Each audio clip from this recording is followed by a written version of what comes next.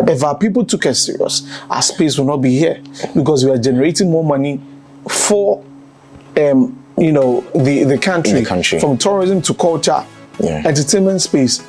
Go to countries like Nigeria, the UK, the US. Some took it very early at first, but again, with the positives, however, there are lots of people who are also misusing the platform. That's all of the seniors who paved way. It's just that the proliferation of media has made it very, easy. All right, so we're about to engage one young media personality, so great in the industry. He doesn't just entertain people. He speaks volume. He makes sense from every word that comes out of his mouth. It Made by Youth with me, OK Joseph, and I have with me Desi, the superstar. That's another one. I could take that. Desi the Stonebwoy, yeah. Desi the Stonebwoy. I'm sorry I got the name wrong. No, the superstar is okay. Very soon maybe I'll change the Stonebwoy to superstar. There's been a lot of Starboys in the system. Yeah. Mohammed Kudu, Stonebwoy, when Asamoah Gyan was coming up, Baby J the Stonebwoy, and so I feel like there are lots of Starboys in the system. Yeah. But why did you decide to go for Stonebwoy? Oh, well, this is not a name I give to myself. It was when I was at HLFM in the University of Cape Coast. Okay. That I was on a drive team with Manike. He was the host, and I used to go there on the show to do tidbits and all of those things with my guy Haymaker. And so we're just there, and when Manike does the intro and says, "All right, so Haymaker and this is the Stonebwoy here to do the thing." Okay, so I went on for a while, and I'm like, okay, sounds nice, yeah. So this is the Stonebwoy. I just picked it from there, and it's been a nice name. I guess that's what everybody calls me, Stonebwoy. Desi the Stonebwoy. So I like it. It sounds cool to me though, but I feel like you're a superstar already. So and so we should try and change the name from Stonebwoy. You're not either. I get that a lot though. I get that a lot lately when people say that right now you're a boy, so you either do Starman or I don't know. So I will do superstar. Desi the superstar. That's going to be great. Okay, yeah. So the journey in media, how long has it been? When did you start? Where did you start from? And how was the journey been? Let's start from where you started from. Yeah. Started from the University of Cape Coast, HLFM. That was where I started. When I got to uni in 2014, I always knew this was something that I was going to do. A lot of people are not surprised that I'm doing this job now.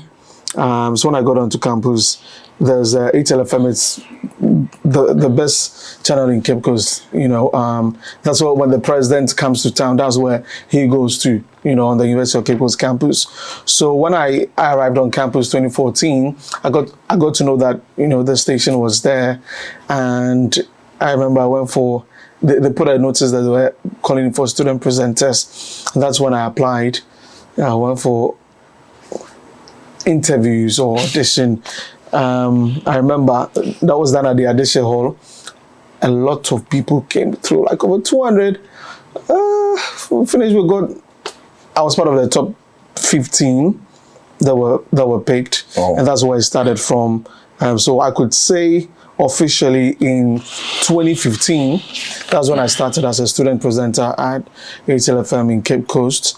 And I did that for a while. So while I was in school, I was still on set. So, for UCC, we have early morning class, like 6 a.m. I would go read the news and then have to rush to class. So sometimes I get there later, the lecturer will give me a time a little bit, but, it's part of the work. So I did that for a while. Finished school 2018. I was still there.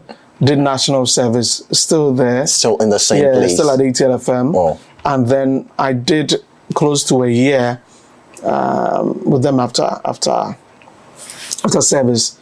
So it was during the COVID era, when COVID had started fresh in 2020. 2020. Yeah, 2020. I remember it was June that I wanted to explore and, because I'd been on campus for a very long time, from 2014 to 2020, so 6 years on campus. Yeah. So, let me try something else. And I had the opportunity to go to Radio Max in Takrade as the drive time host. Shouts to Mr. Kutin for linking me up and putting me on there. So I went there as a drive time host. Okay.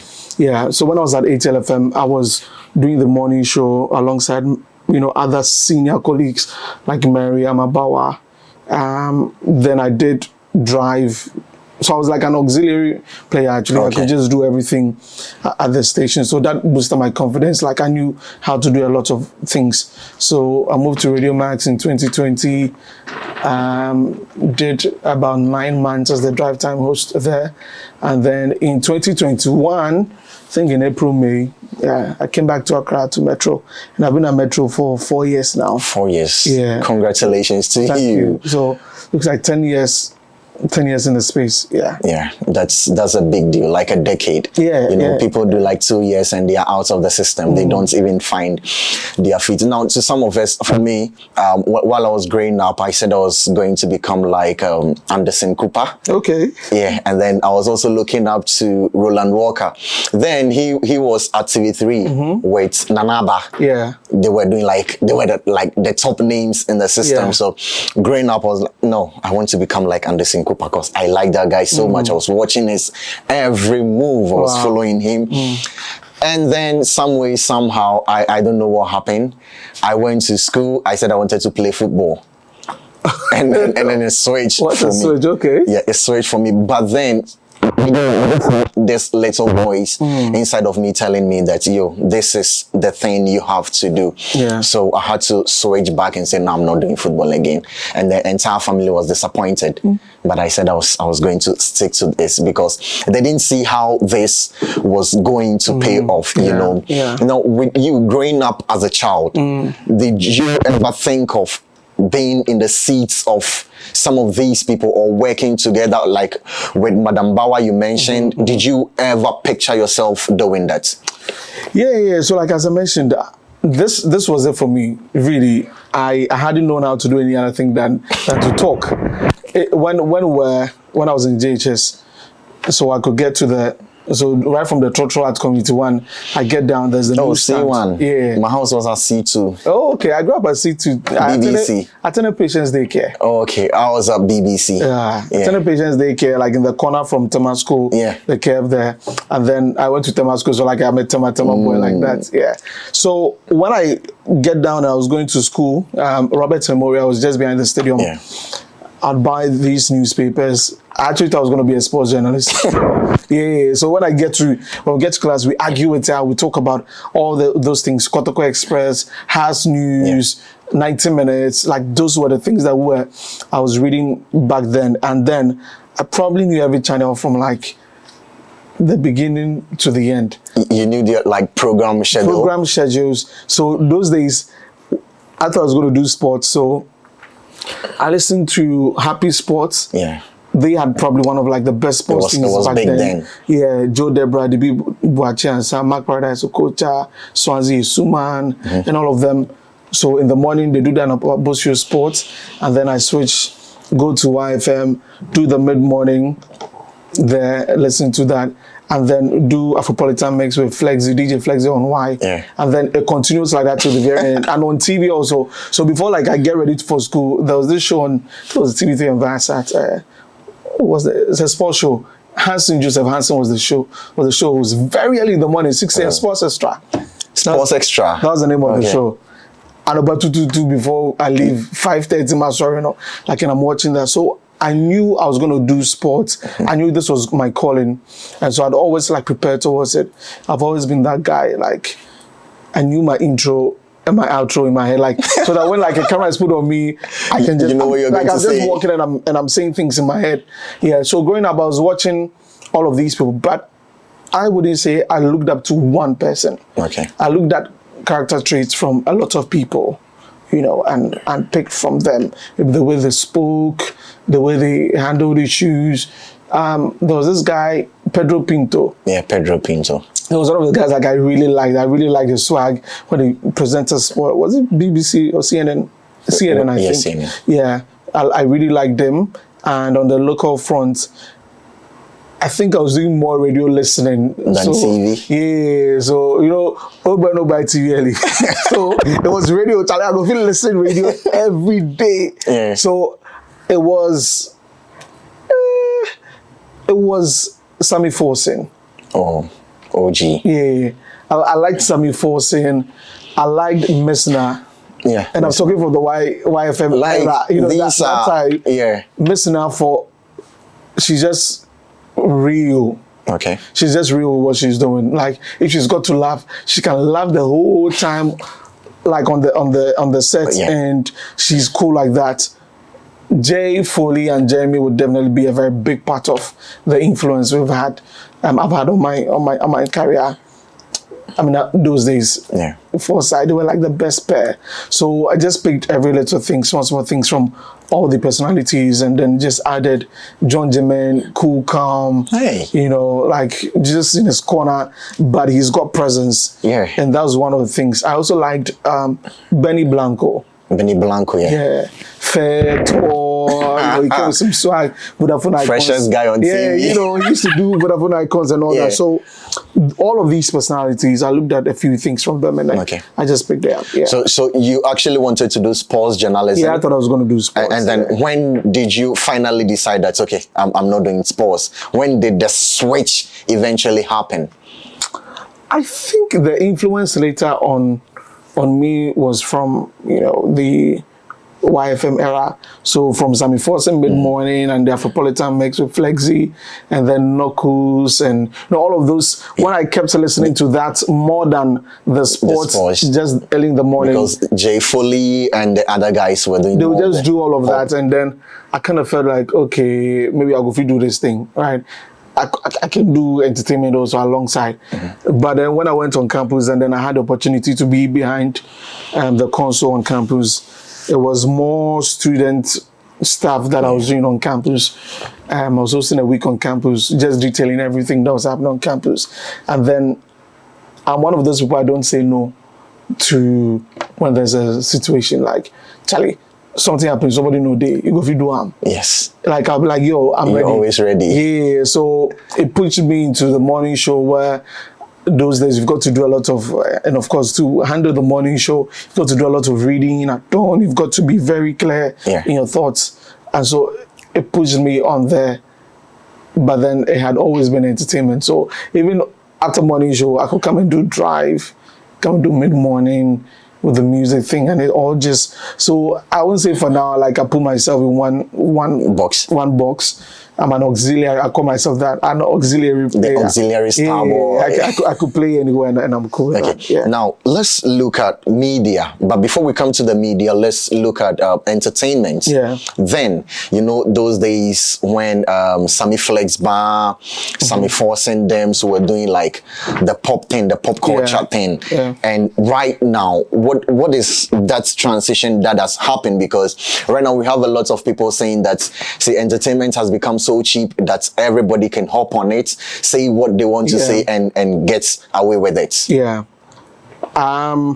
Big ups to all of the seniors who paved way.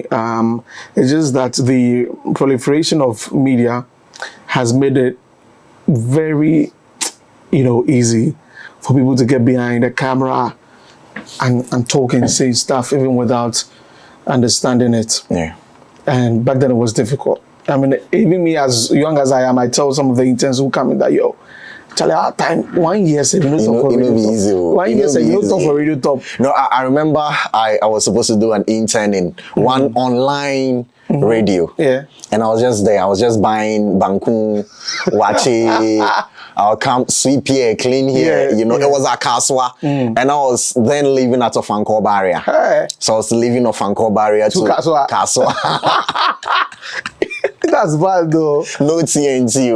Wow. You would have to be buying the Banku for them and other things. Yeah. But now there's a privilege for these ones to actually hop on, just pick their phones and say whatever they want to say. And that's what the problem is, because it then devalues or you don't see the value in that, because no matter what I go, if you talk. But like when you've gone through the mill and you know that, to have the privilege to sit behind the microphone, it's a big deal. So you don't just say anything or write anything or do that. Now it happens. And for our space also, over the years, the notion has always been like entertainment space there, now when we're there and there's not so much substance in that. And you cannot blame the people who say that, because those of us who are in the space, some of our people have given a reason for that notion to continue, right? Because if you listen to a political morning show, it's detailed. It's detailed, it's deep. Yeah. You've got to have a certain control over what you're saying. Or the people know that, nah, Charlie, this guy, he did lie. You don't know what they talk about. And everybody will call you out eventually. You understand? But in our space, it's like, entertainment. You go just talk some. You go just trash talk anything, anyhow. And then you're just there. And you obviously get people, if you're doing something and you don't see people liking it, you would move. But there's also the audience for those kind of things. Yeah. And that is where, for me, the problem with the entertainment space is a lot of people are not taking it serious. The substance of the things that are being said are not serious, are not strong enough. And so there are people looking at us like, I'll be these people there. Our politicians do not even take us serious. John DeMello went to Parliament and was told, we don't play here. Like you people play back there. That's the notion. And if at the top, it's even seen like that. Listen, if our people took us serious, our space will not be here, because we are generating more money for, the country. From tourism to culture. Yeah. Entertainment space. Go to countries like Nigeria, the UK, the US. They're making a lot of money from there. Yeah. We are making money for them, but we are not seeing the impact of that on our space. How much money they give we? Campaign time, they'll come and go 1 or 2. They will need us to come and sing for them. And then that is the end. They don't do anything, substantial for us that we can see that this is what has been done for us. And so there's a big gap. I just hope that I and a few of my colleagues, see, no matter what, I am principled about some of these things. Okay. I'm not, even if you would bash rightly. Yeah. Even if you say you should be critical in your bashing. You should say things in a certain way. Not to just go over the place and just be saying things. We don't go take you serious. That's why they talk. You make like you move to somebody. No. I mean, everybody could do what they do. It's also what you believe in. But I believe in more. It's got to be better than we have it now. Let me just put it that way. So we have our space. I say, okay, we can just call anybody to talk on anything on entertainment. You can't call on anybody to just speak into on politics. Or even sports. Yeah. You've got to have the knowledge. You've got to be knowledgeable about it. But there's a topic and you have knowledgeable people out there. Basically, they know who can bash or talk plenty things. We go give the traction. We dog and then we're going to take some people. Every day it'll get better.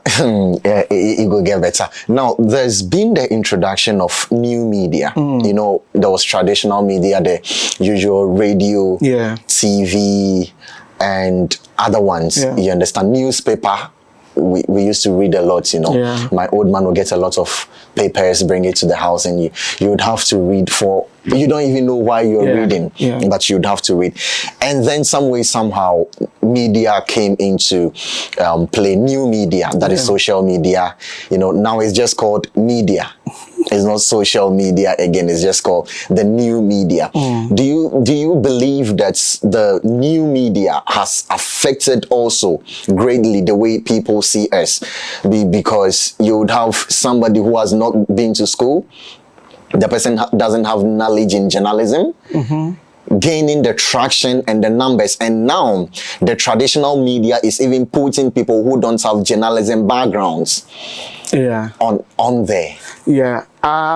That's a very tricky question, because I've got to the way I would go about it, I may even talk against myself, because see, even for me, I do not have a school certificate in journalism. Okay. I'm amazing. Or a pure talent by God's grace. No, so with yours, you had like the basics. There's a hands-on training, not necessarily going to school. Not right? necessarily. There are some people who just gets on some trends on social media, and then because, like you mentioned, the traditional media also wants the traction on the new media, and so they pick these people, put them on, and they see things you don't even understand. Yeah, new media has to be appreciated. I mean, first and foremost, I think that it's come to complement, what we're doing. At first, you'd have to, if you go for an assignment, you go cut the thing first, and then go come office, then come cut them. Then before you go TV talk. But social media is giving us, or the new media is giving us real-time information.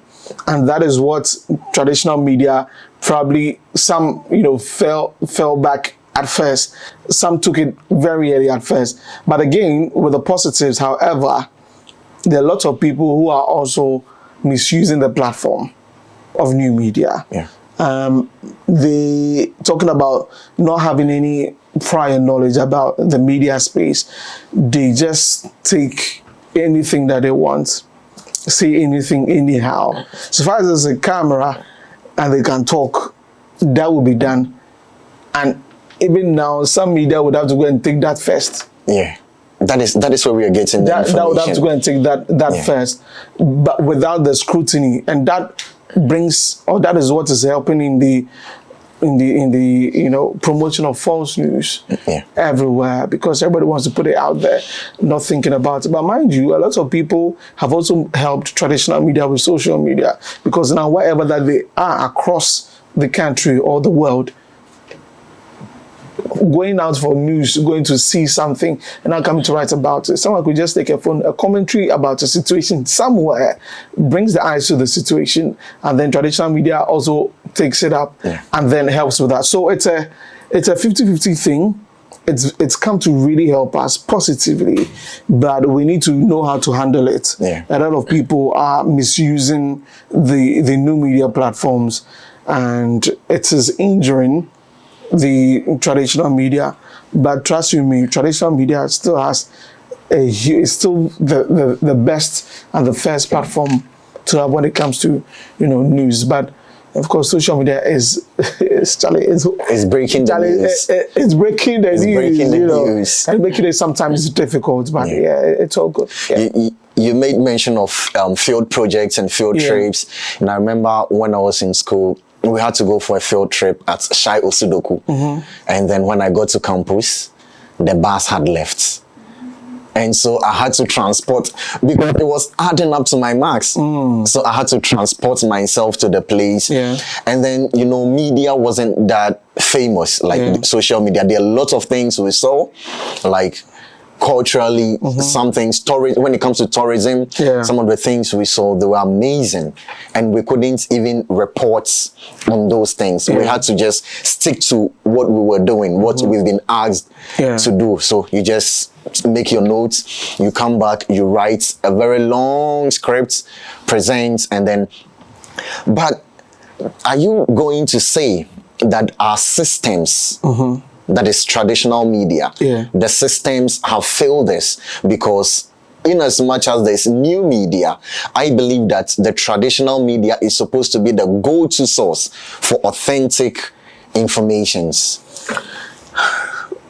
The competition is very tight now with social media or new media. And so sometimes traditional media wants to get ahead, rather than going through the system, going through the checks. We've put them for social media first before to break it. And then in trying to do that, the story is not accurate. It's not the right thing to put out. And so that is one of the problems there. But nonetheless, we can still adapt to what the new media has brought to us and still get the information right. So it's not about the speed, and this brings me to the tagline for our election 2024 and Metro TV: facts, but not speed. Facts, but not speed. I mean, I've had conversations with somebody like it could be facts with speed. the speed should be there, but it has to be factual. Yeah. It has to be the right news. Now I could go out there. So imagine I'm going to today. We saw on Joy News the military brutalizing an eyewitness who was granting an interview to one of the reporters at Joy News. If not for social media, we may not have seen some of these things. Exactly. Ablekuma, we wouldn't have seen some of these things if not captured on social media, on phone, by these traditional. So now we have people going with cameras, but knowing that it will take a while for you to come and copy the visuals and do all of those things, you go along with your phone. So whilst you're shooting, you still have this, and then you can easily send it to the social media team at the station, like, yo, I found this, post it, we go through it, it is gone before you come back to the office. So we just need to adapt to it. We just need not see it as competition. Well, yeah, then in social media. Sometimes you go and roam there for news. You go and see some stuff there. It may not be the right source, but when you go to it, gives you an idea, a story idea, you pick it up, and then it goes on from there. So let's just balance it, but it needs to be the right way, not speed with, you know, disinformation or misinformation. The facts need to be there, and you'd appreciate that there are lots of people who still go by traditional media. If it's not being said on radio or on TV, it is not it for them. And same for me. I've heard a lot of stories about, oh, why that Luma died on TikTok. Yeah.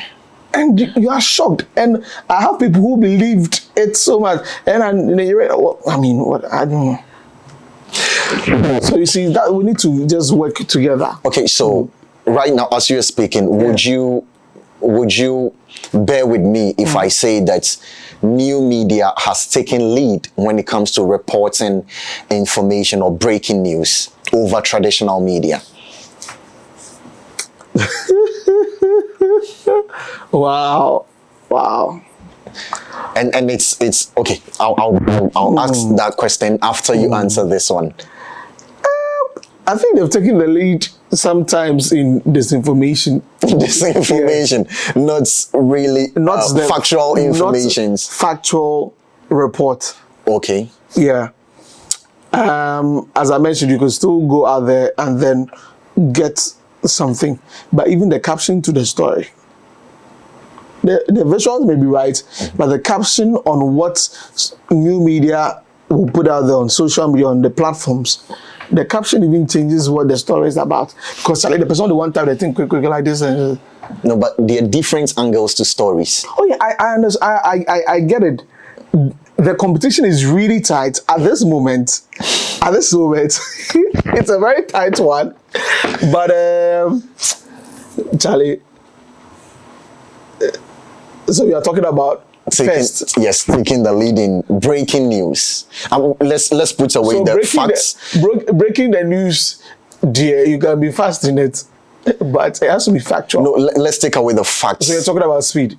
Yes. So let's do the speed. When it comes to speed, I may agree with you. You may agree. I will. I just have to water it down. I will. I will agree with you that new media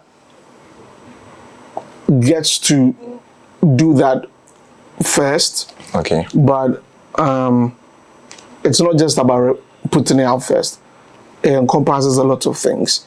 And that is where traditional media, so on social media, one person can just post like this with a phone and post like this, right? But with traditional media, even if you've got to do it with the phone, there's a system. Yeah. So who captured it? Who brought it? Where is this from? We'll make calls. Is this thing true? So by the time we finish that call, then since even if it's 5 minutes, editorial has to check the content is right, the wording is right, everything. Before you do that, 5 minutes on we'll post the call. Even if it's 5 minutes ahead, on we'll post the call. Call. So yes, they are fast in putting out breaking stories or putting out stuff right now. But when it comes to actual report in terms of adding the facts to it, traditional media is still on top. But sometimes the traditional media goes to the new media to pick news to report. The new media also put also watches all the morning shows, listen to all the entertainment shows, and go and put it on their new media. That's the, if you go on TikTok, yeah, I understand. Go and look at all the blogging, the bloggers, right? Most of interviews them, with like stars, like superstars like you. On Good Morning Ghana, on Good Evening Ghana, on Entertainment Review. Yeah. On other channels, they pick that and then create the buzz from there. So it's a two-way thing. Sometimes they get, in terms of, okay, let's say that the Lumba, people going to his home to pay, homage to him, to honor him in his home. Actually, the camera did it. Plenty bloggers did it. Like, I'm seeing a lot of people covering their cameras and all of that. They'll post it first. Yeah. Right? For that, they'll post it first. But they still need some sort of validity or validation. Exactly. From from traditional media, that even if you are a listener or a viewer, like, okay, this is, they took it from Metro TV, okay, yeah, like those kinds. I follow a number of them, so I see what they happen for that side. Yeah. Now, you're talking about posting on media and other things. Do you think the youth, like some of us, we underestimate the value we have as young people on media? Like on the new media? Traditional media and new media. We underestimate the value we have on there. I think so. Because, I mean, Ghana's population, you have a chunk of us being the youth. And sometimes we can make things happen for ourselves on these platforms. But we sometimes think, oh, well, Charlie, everybody they hustle, everybody they find a way, So I don't have that time to go and do this. I mean, we had an MP from Uganda who visited us in class. Was it Kenya or Uganda? Kenya, one of them, where they had protests. And she was talking about the power that the youth in Kenya, it should be Kenya, have. Like, anytime there's a little something wrong from the government, they know that they've got the media and, of course, the new media available. So they are coming together and protesting. And over half, in terms of percentage, every time something will be done about the situation. Not in our system. But in our country, we are kind of, I mean, Sani guys are kind of for the coup. Try what they think about itself. Everybody, they try to do the whole thing about. So, even with the Fix the Country thing that happened, it took a while for that momentum to build. And it's even gone down a little bit. But in other places, they know the youth has got the media. The media sets the agenda. So, okay, as you do, if you set this agenda, if we say we're backing on this, the media comes in, takes that, and then voices or pushes it up to those in authority to do something about it. So we've underestimated it in Ghana, but in other places, the media, new media is their biggest tool. So what is that problem that leads to some of us underestimating the value we have on media? Because if we can have countries like Kenya, Zambia, even Nigeria push a lot of agendas for things to be fixed in their countries, and for our end as youth we cannot push agendas till these things are fixed. What is the problem? Interesting question. A lot of times the people, as young people who say they would want to lead these protests, are in for themselves. See, a lot of times the people when they push agenda, if the agenda for them body, satisfy their own. Whatever thing they will get to the agenda for them body, everybody looks out for their interests, right? So it makes it difficult to understand and say that, I'm going to leave everything I'm doing behind. I don't care about my work today. I'm going to join the protest and do this. At the end of the day, you'd find out that the leader of the group self, he don't call him corner for one side. Like 10,000. And that's where the problem stems from universities, from administrations, SRC administrations. You understand? Yeah. I was a SRC secretary for my school, so I understand the system. You understand some of these things and why? Because you say if we're blaming politicians now, most of these politicians came from the regional SRCs in high school. Yeah. Greater Accra, SRC 111. And then they go to university, they go for SRC post and all the posts they can ever get in their lives. Yeah. All the positions. And then they move on into public service, right? And so when someone says, I'm doing this, it's sometimes difficult to genuinely see that this person is doing this for the cause of the nation, or for all of us, our cause.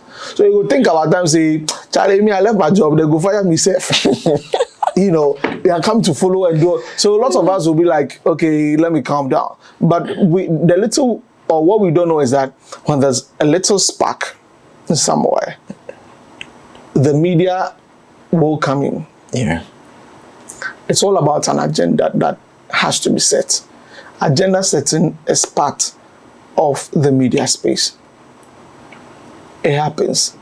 So whatever that you're not happy about, you want to talk about, if you start on small way, we see then cameras 1, 2, 3, they come out. That is where the value of traditional media and new media comes to play.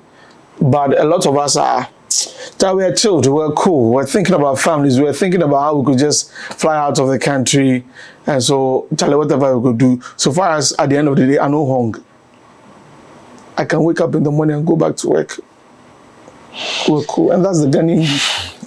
Let's do this. Let's talk about misinformation on the new media. Yeah. You know, for somebody like you, you've been in the system for quite some time, and so you make sure that whatever information you're putting out there is checked. Yeah. You're making sure that it is factual. You're making sure that it is not just entertaining somebody, but also educating another person. That is the work of the media. So you make sure all these things are checked before you put some information out there. Now, if you go outside the country, if you go to Europe, even in Africa, South Africa, and some other places, you put some wrong information out there, you are called out for it. Sometimes you are slapped with a lawsuit, because the information you put out there is wrong. Yeah. But in our system, there is nothing of that sort happening. We have a lot of misinformation. We have a lot of information going on social media that are not checked. They are not factual. They are actually defaming people. Yeah. And nothing happens. Well, what is wrong? Is it that we don't have proper systems, or it is just overlooking certain things?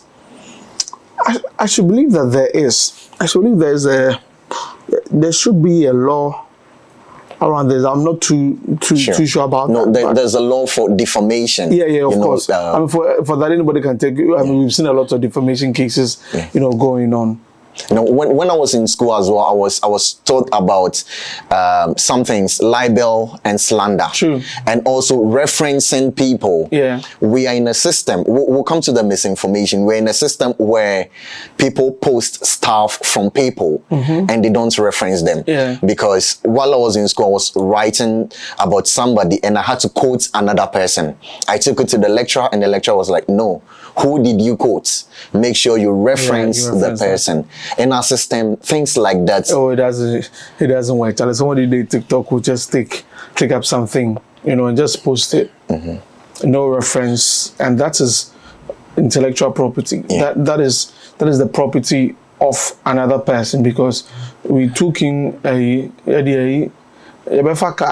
location, be everything. We spend time to do that, and then someone just comes and lifts it up and puts it. And I know lately the bloggers have been talking about it also, that they go and shoot. So that's why you see their logos huge on the videos like that. So it's a delicate thing that needs to be seen, or that needs to be dealt with.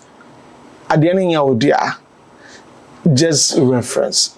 You just write video credit, or credit to this channel, credit to this person for putting this video. So, I copied from here, But we don't have a lot of that happening. I think the understanding of that thing hasn't gone in well with new media, and sometimes it causes a lot of commotion on there. You see them going back and forth on themselves.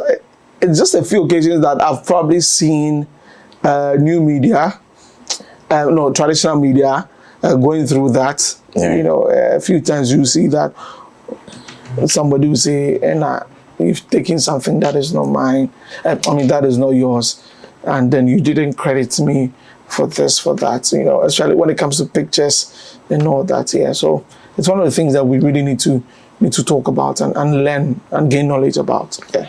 Okay, let's come back to you. Now you're with Metro TV, Yeah. right? The journey with Metro TV till date, how has the journey been? Is it all rosy? What? Why you laughing? No, I asked you that question. the way you moved back, it looks like All I should have answered this no, question. you don't know what is coming. Yeah. Is it been like all cool? I come to work, I report the news, I'm a pundit, I'm a host on an entertainment show. I do it, and that's all. I'm gone. There's nobody actually holding me on anything. Is it like that, or there's been tough times? There's been times you actually want to give up on this whole thing. The give up times. Interesting question. In everything you do, there'll always be that moment. You got to sort out my course is here. Are you listening to me? But on the more serious note, it's work. Sometimes you get exhausted, sometimes you get tired, but you just remember the reason why you're doing this. People actually, the way when I was young, I wanted to watch people and I'm in a hurry to get home, people actually wake up and make sure that they watch you. And for me, that is fulfillment, right? So sometimes coming in 4 years now, you learn a lot. You learn a lot about having people around, working with people. Sometimes the things that you value or you think the work should be like, someone may not understand it that way. There's just an unmakeable way to sort it out. You always have issues like that, but you just need to make sure that you do not let those issues shadow the actual work. Mm-hmm. See, no matter what, the work has to be done. Yeah. I mean, my goal is, there are times we've not spoken. We'll just go and sit on air. And you're all doing your thing. Yeah, we have to do that thing where we're done, like nobody talks. We vanish and we go. They talk for like a couple of days. Whoa, yeah, that's stress. Yeah, it happens. But later, like we come back and we just talk. It happens with the work. Yeah. It happens with working with people. So it's a learning process. It's a learning curve. Every day for me, I'm one of those people who have that philosophy of taking a day at a time, right? So every day as it comes, we're cool, we'll learn, we give ourselves the opportunity, we review what we've done. Of course, there are people who have been put in as leaders, right? Yeah. So you'd have meetings, things will be said, you have to take it in good faith, work around it, and make sure it just get better. I mean, just going on set and doing it every day is the testament that you're doing it better. Okay. You just have to do it better. Where the corrections are, you've got to work on it. And yeah, Charlie, for me, it's just working without emotions. It's one of the things that I've used for my life. No, you don't work with emotions. Even work with emotions, sometimes you don't work with emotions. No. If you work with emotions, I want you to continue. If you're working with emotions, sometimes you're not going to do work for anywhere. No, because the emotions cannot overshadow. Yeah. And you cannot come from the house to the workplace with your emotions from the house. Mm-hmm. The viewer doesn't care. Yeah. The viewer knows that 3 p.m. we are on for entertainment review. Whether you're happy or you're sad, you have to smile. You've got to smile. The fake smiles. And do the work. That's the nice thing. Like, you just have to be 3, 2, 1. When you go and bring her, like, Charlie, I can't go do well. But yeah, for me, it's just been a learning curve every single day for me. Yeah. So what does the future look like for traditional media, new media, and then we'll come to you? Collaboration, understanding each and everyone's space, adapting to, especially traditional media, adapting to the space of new media. Now you would have traditional media having, of course, social media handles, traditional media now adding even mobile phones for their reporters to take out, capture it earlier, and then let's just put it on there, verified information out there. So we're adapting to it, but we should not go the way of new media and the kind of misinformation, disinformation they put out without facts. Okay. Traditional media has to be traditional media. It has to be credible. The facts have to be there. We have to do better. We are the originals, and will always be that. New media will be new media and do its thing. They're taking over now. But when it comes to authentic, credible news, it has to come from traditional media. So let's just adapt to it. We're already doing that. We are all on TikTok. Traditional media has handles on TikTok, X, cutting Facebook. videos and putting them here and there. So yeah, we're already doing it. But let's just be credible. Let's still stay credible, authentic, and factual. Okay. Important. So your final words, and then we are done. Yeah, thank you for having me. It's been a while. I kind of spoke about my work in this space. We're just praying for God to grant us more wisdom in this space. I don't want to be one of those people that will just pass. Or just like, oh yeah, this guy, yeah. You can't do some. Yeah. But when they remember you, they have to remember you for good stuff. Yeah. I mean, that's it for me when it comes to my work. It's got to be diligent. It's got to be. I'm not really about the noise, Charlie. Maybe everybody there, but me, I'm not about the noise. I want it to be dope. Okay. Nicely done, sweetly done. Not chasing clouds. Not chasing clouds. Thank you very much, Desi, the Stonebwoy. Thank you for the work you do. We hope to see you more on screens, happy and giving us credible information. Yeah, as always. That is what we look. Thank you very much for having me. Yeah, thank you. Bless. All right. It's a wrap.